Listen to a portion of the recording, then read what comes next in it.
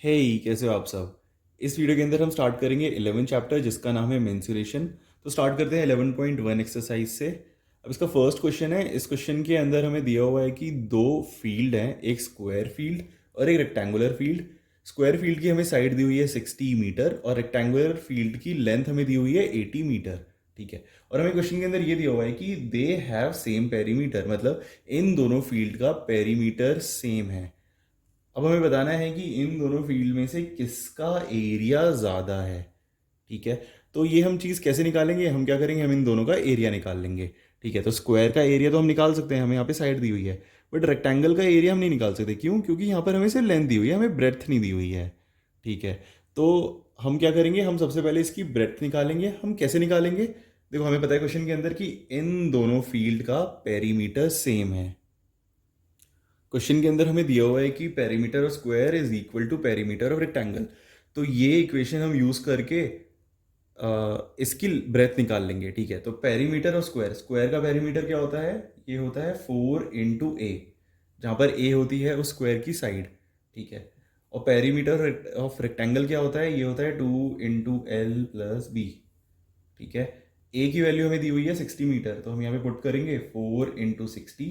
ये इक्वल होगा 2 × L, जो कि है 80, प्लस बी की वैल्यू हमें नहीं पता है, तो हम यहाँ पे बी को ऐसे रखेंगे। अब इस इक्वेशन से हम बी की वैल्यू निकाल लेंगे। ठीक है। तो इसको सॉल्व करते हैं। 4 × 60 ये हो जाएगा 240। ठीक है। यहाँ पर हम क्या करेंगे, इस ब्रैकेट को ओपन करेंगे। तो ब्रैकेट हम कैसे ओपन करते हैं? पहले इस नंबर को इससे मल्टीप्लाई करेंगे, फिर प्लस, फिर इस नंबर को इससे मल्टीप्लाई करेंगे। ठीक है। तो 2 × 80 ये हो जाएगा 160, फिर बीच में प्लस, फिर 2 × B यानी कि 2B। ठीक है। इसके बाद हम क्या करेंगे, इस 160 को इधर लेके जाएंगे। ठीक है। तो ये इक्वेशन बन जाएगी 240 - 160 and this is equal to 2B। ठीक है। 240 में से हम 160 को माइनस करेंगे, तो यहाँ से आ जाएगा 80 इक्वल टू 2B। ठीक है। अब हम क्या करेंगे, इस 2 को इधर ले जाएंगे। तो 2B से हो रहा है मल्टीप्लाई, इधर जाके 2 करेगा डिवाइड, तो यहाँ पर आ जाएगा 80/2, this is equal to B। तो यहाँ से B की इन दोनों नंबर को हम कैंसिल करेंगे। 2 × 1 = 2, 2 × 40 ये हो जाएगा 80। तो B की वैल्यू आ गई 40 मीटर। ठीक है। तो यहाँ से हमें पता चल गया जो रेक्टेंगुलर फील्ड है इसकी ब्रेड्थ है 40 मीटर। ठीक है। अब हमारे पास सारी डायमेंशंस है। हम अब स्क्वायर का एरिया भी निकाल सकते हैं और अब हम रेक्टेंगल का भी एरिया निकाल सकते हैं। तो हम यही करेंगे, अब हम दोनों का एरिया निकालेंगे, फिर चेक करेंगे कि किसका एरिया ज़्यादा है। ठीक है। सबसे पहले एरिया ऑफ स्क्वायर निकालते हैं हम।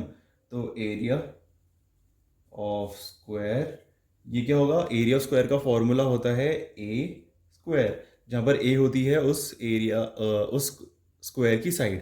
ठीक है। तो ए की वैल्यू है 60, तो एरिया हो जाएगा 60 × 60। ठीक है। तो यहाँ से एरिया आ जाएगा इसका 3600 मीटर स्क्वायर। ठीक है। हमने स्क्वायर का एरिया निकाला, अब हम क्या करेंगे, रेक्टेंगल का एरिया निकालेंगे। तो area of rectangle is equal to, rectangle के एरिया का फॉर्मूला होता है लेंथ इंटू ब्रेड्थ। ठीक है। यहाँ से हम इसका एरिया निकालेंगे। एल की वैल्यू है 80 और बी की वैल्यू है 40। तो यहाँ से आ जाएगा 8 × 4 यानी कि 32 और 2 0, तो ये आ गया 3200 मीटर स्क्वायर। ठीक है।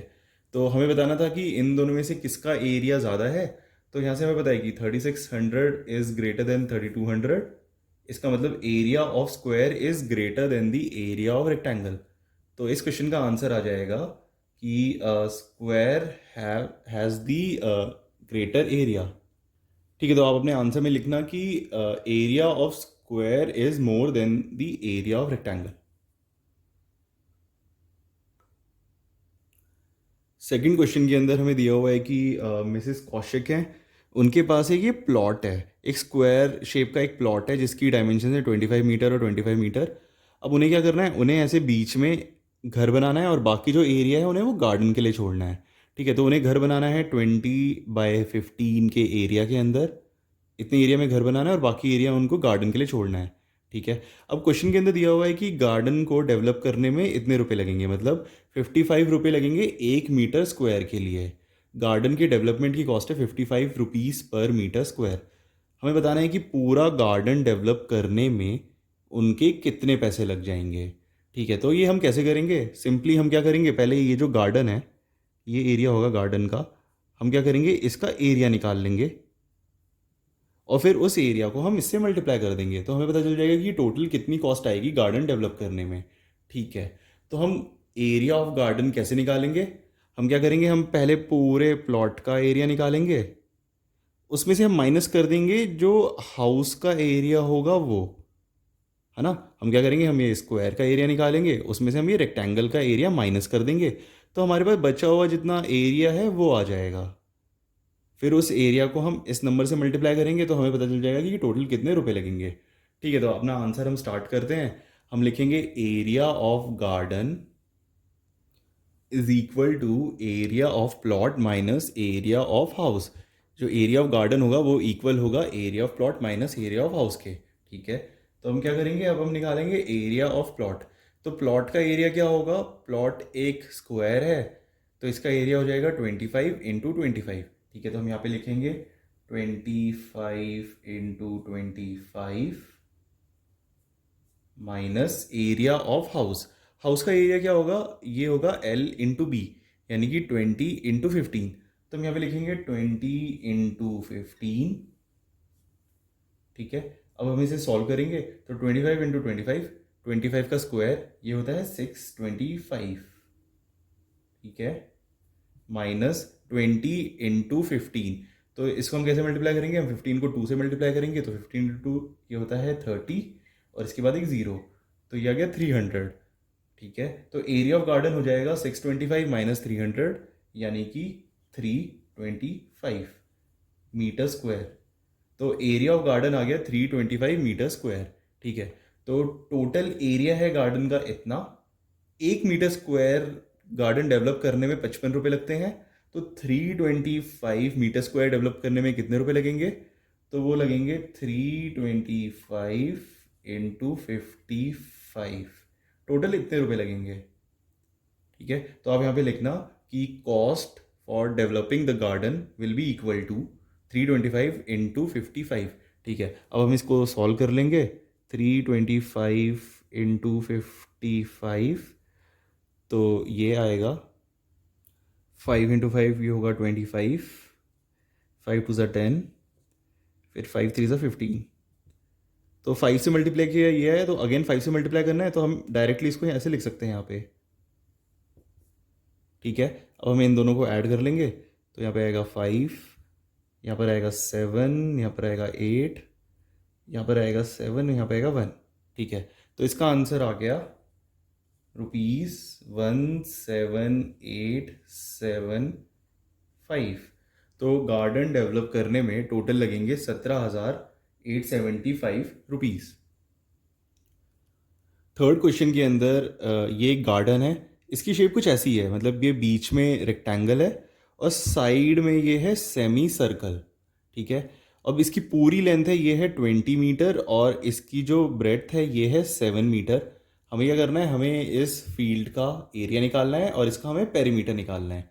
ठीक है, तो इसका सबसे पहले हम क्या करेंगे, इसका हम एरिया निकालेंगे। तो इसका एरिया क्या होगा, देखो इसका एरिया होगा ना, ये 3 चीज़ों से मिलके बना हुआ है। एक है ये रेक्टेंगल और ये वाला एक सेमी सर्कल और इस साइड भी एक सेमी सर्कल। तो ये 3 शेप को मिला के इसका एरिया बना हुआ है। ठीक है, तो इसका एरिया हो जाएगा एरिया ऑफ सेमी सर्कल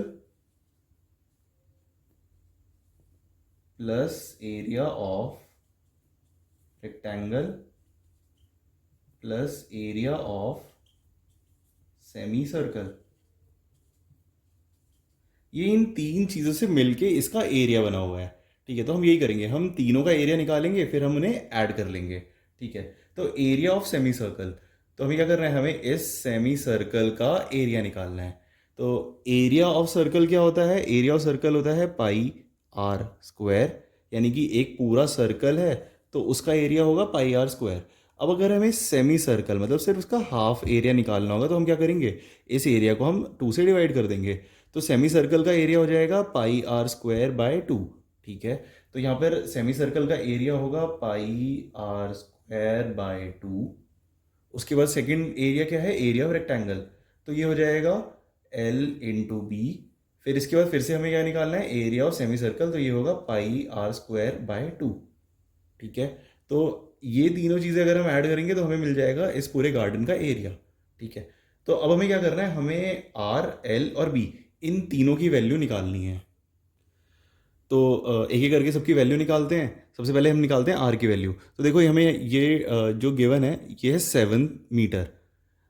अब 7 सेंटीमीटर क्या है यहाँ पे, ये जो सेमी सर्कल बन रहा है इसका डायामीटर है 7 मीटर। तो डायामीटर अगर 7 है तो इसकी रेडियस कितनी हो जाएगी, रेडियस होगी डायामीटर बाय 2, यानी कि 7/2 यानी कि 3.5। तो इस सेमी सर्कल की रेडियस हो जाएगी 3.5 मीटर। ठीक है, हमने आर की वैल्यू निकाल ली। इसके बाद हम निकालेंगे बी की वैल्यू। तो देखो ये होगी रेक्टेंगल की ब्रेड्थ जो कि है 7 मीटर। तो बी की वैल्यू हमें पता चल गई क्या होगी, 7 मीटर। ठीक है, इसके बाद हमें क्या निकालना है, इसके बाद हमें निकालनी है लेंथ इसकी। तो अभी हमें क्या दे रखा है, अभी हमें पूरे गार्डन की लेंथ दी हुई है जो कि है 20 मीटर। अब इसके अंदर क्या ये वाली लेंथ भी शामिल है और इधर ये वाली लेंथ भी इंक्लूडेड है इसके अंदर। हमें क्या करना है, हमें बस इतने एरिया की लेंथ निकालनी है। ठीक है, तो इसकी लेंथ क्या हो जाएगी, इसकी लेंथ होगी पूरी लेंथ माइनस, अगर मैं इसमें से ये रेडियस माइनस कर दूं और इस साइड से अगर मैं इतनी रेडियस माइनस कर दूंगा तो मेरे पास सिर्फ इतनी लेंथ आ जाएगी, राइट। तो हम यही करेंगे, हम क्या करेंगे 20 में से एक बार इधर से रेडियस माइनस करेंगे और एक बार इधर से रेडियस माइनस करेंगे, यानी कि इसकी लेंथ आएगी, length will be equal to 20 minus radius, यानी कि 20 माइनस 2r। अगर हम ये करेंगे तो हमें पता चल जाएगा कि इसकी लेंथ कितनी है। ठीक है, तो L will be equal to 20 minus 2r। तो 20 माइनस 2 इंटू आर है 3.5, 3.5 इंटू 2 यानी कि 7। तो ये हो गया 20 माइनस 7 यानी कि 13। तो इस फील्ड की मतलब इस रेक्टेंगल की लेंथ आ गई 13 मीटर। ठीक है, तो अब हमारे पास तीनों चीज़ें, हमारे पास एल भी है जो कि है 13 मीटर, हमें पता है बी की वैल्यू है 7 और आर की वैल्यू 3.5। अब हम सारी वैल्यू इसके अंदर पुट करेंगे और यहाँ से आंसर निकालेंगे। ठीक है, तो यहाँ पर क्या है, पाई आर स्क्वायर बाय 2। तो पाई की वैल्यू होती है 22/7 इंटू आर स्क्वायर, आर है कितना 3.5, तो 3.5 का स्क्वायर। अब जब भी क्वेश्चन के अंदर ऐसा होना कि रेडियस का स्क्वायर निकालना है और रेडियस हमें दी हुई है डेसिमल के अंदर, तो उसको सॉल्व करने का इजी वे होता है कि हम उसको फ्रैक्शन में कन्वर्ट कर लें। मतलब ये 3.5 है, ये 3.5 है, तो इसको हम लिख सकते हैं 7/2।